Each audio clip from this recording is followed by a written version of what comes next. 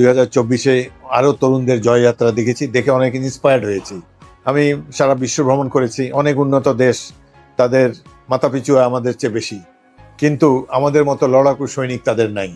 আমাদের এই যে সাহসী তরুণ সমাজ, এটাই হলো বাংলাদেশের সম্পদ। এরাই বাংলাদেশকে আগামী দিনে এগিয়ে নিয়ে যাবে।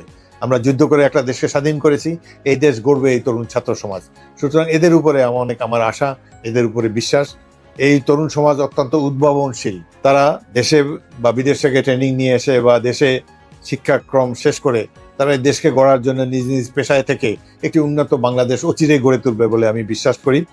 এই নির্বাচনে তাদেরকে সচেতনভাবে অংশগ্রহণ করতে হবে। বাংলাদেশে কিসে মঙ্গল, কিভাবে এই দেশটি উন্নত বিশ্বের সমান হতে পারে।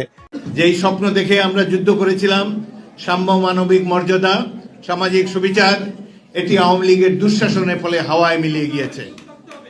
আবার সুযোগ এসেছে, আবার এতদিন পর বাংলাদেশের লড়াকু ছাত্র সমাজ গ্রামে গঞ্জে নিরস্ত্র অবস্থায় ট্যাঙ্ক, হেলিকপ্টার এবং এপিসির সামনে উপস্থিত হয়ে তারা বলতে চাচ্ছেন যে আমাদের স্বাধীনতা, সার্বভৌমত্ব আমাদের অত্যন্ত প্রিয়, জীবন দেব, কিন্তু এই দেশকে কোনোদিন ভারতের প্রধানত হতে আমরা দিব না।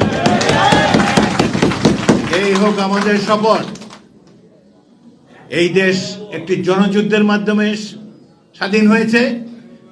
সাধারণ মানুষ যুদ্ধ করে এই দেশের স্বাধীনতাকে অক্ষুণ্ণ এবং